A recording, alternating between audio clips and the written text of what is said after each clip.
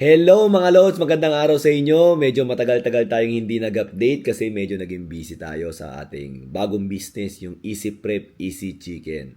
But anyways mga lods, mag-update ako ng konti about sa mother ko. And nagkaroon ako ng extra TV appearance pala dati sa may Zaido. So medyo matagal-tagal kong hinanap yung ano na yon, yung video na yon. And then parang kapopost lang ulit sa may GMA channel nung mga last 2 days o last 3 days. So papakita ko sa inyo pero medyo ikakat-cut ko kasi baka magka-problema tayo sa video natin. But anyways mga lods, ang update pala sa mother ko, nung time na nag-New Year, o Chinese New Year, di ba? Kasi sineselebrate din ng mga ibang Koreans yun, lalo ng mga idaran nila. So, pinakita niya sa akin yung picture na mag-isa lang siya, pero hindi niya na pinakita yung sarili niya kasi walang ibang magpipicture. So medyo hindi kasi mag-gadget-gadget yung mother ko. So pinakita niya yung ano niya, yung celebration niya mag-isa. Ayun, nag-soju siya, tapos konting pulutan, may mga kimchi. Yan, pakita ko sa inyo yung picture mga lods. And then, pagtagal-tagal, medyo, 'di ba, sa mga nakapanood ng live ko sa TikTok, gumagawa naman ako ng yogurt. So sinend ko sa kanya yung picture na yun na kumakain ako ng yogurt. And then yung nga sabi niya maganda nga daw sa tiyan yun kasi nga kumbaga may mga probiotics. So, para hindi ganun sumakit yung tiyan ko at saka maging maganda rin yung gut health ko. So, gusto daw niya nun. Sabi ko, sige, pagdating mo rito, gagawan kita ng marami. So, yun, medyo na-excite siya. Kaso, syempre, medyo December pa siya pupunta, mga lods. And then, isa sa update niya sa akin is, marunong na raw siya maghiwa ng steak. Nagulat ako, di ba sabi ko, di ba ikaw sa kitchen? Ayun pala, may iba-ibang klase pala ng pagkakat ng mga karne. At usually daw gumagawa sa kanila daw ng lalaki. Kasi medyo parang matrabahong gawain din yun. Parang hindi yata available yung yung naghihiwa ng karne nila, ng mga steak ng Korean. So, nangyari, siya na yung naghiwa. Nakikita naman niya kung paano, pero kumbaga, na-master niya na dahil nga hindi yata pumapasok yung naghihiwa ng karne na yun. So, eto pinakita niya sa akin, napakasarap talaga. So, syempre, nag-send din ako ng video dito ng kinain ko. Pero syempre, iba pa rin yung yung sa Korea kasi kasama ko yung mother ko. Isa pa palang naging update niya sa akin, ito may sinend siya sa akin video, nag-i-snow.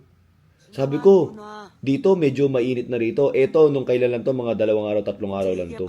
Akala nyo nag-i-snow pa sa kanila. Sa atin, papasok na yung init. Pero sabi naman niya, hindi naman daw ganun kalamig na kagaya nung December. Pero, yun, kaya niya pinakita sa kanya yung snow kasi nagulat din siya na nag-snow pa. Biruin nyo, February, matatapos na yung February, nag-snow pa, di ba? Tapos sinabi ko nga sa kanya na papakita ko sa kanya yung yung video ko sa lumabas ako sa TV sa Saido. Alam niyo mga lods, yung Saido na yan, nandun din yung kuya ko. Pero hindi alam ng kuya ko na na-extra ako dyan. Tapos nalaman na lang niya afternoon taping. So pakita ko sa inyo mga lods ha. So ito yung video mga lods. Actually, ito naka-blue na malaki na yan. Teammate ko yan sa college. So medyo i-forward natin ng konti ha. So ang role niya dyan is coach siya. Tapos dumating si Alex Crisano, dating PBA player, na parang monster siya pero nagkatawang tao. And then yung coach inano niya, kumbaga pinabagsak niya. And then siya yung papalit sa amin para kunin niya kami na maging halimaw din na lumaban sa Saido. So ayan. Kung makikita niyo rito mga lods, pakita ko sa inyo. Ako yung nasa pinakadulong kaliwa rito.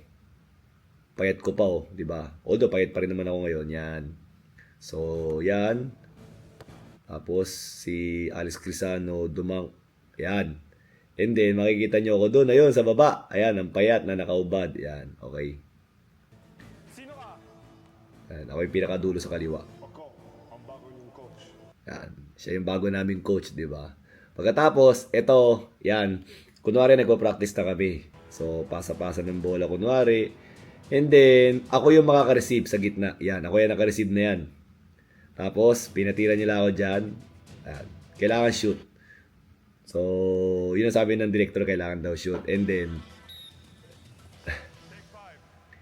yung isang kasama ko na parang nag-artista talaga dyan. Ako kasi extra lang Na siya dyan na parang tinanong niya kung nasan yung dating coach. Pass forward natin para hindi tayo makopyright.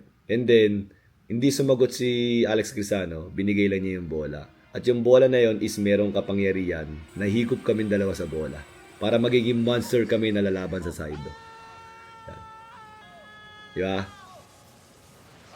So, ang sabi ng mga ibang mga nagko-comment, 'di ba? Ikaw ba't di ka nag-artista? Siyempre, 'di ba binibiro ko, naglaro ako ng basketball eh. Pero isipin niyo, 'di ba?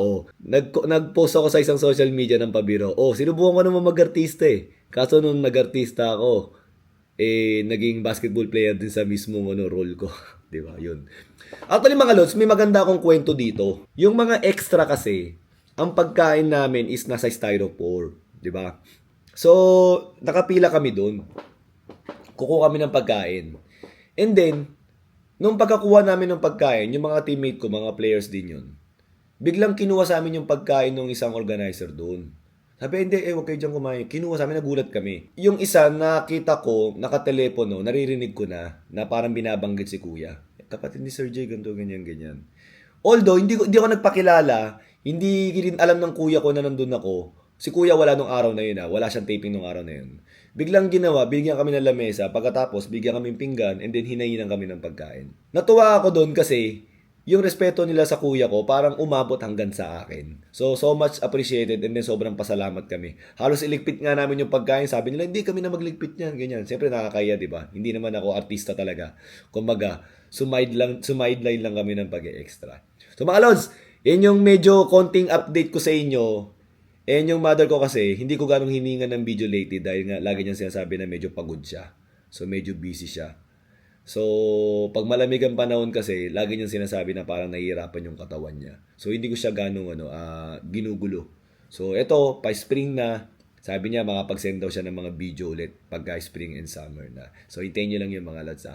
Salamat sa pakikinig. Thank you!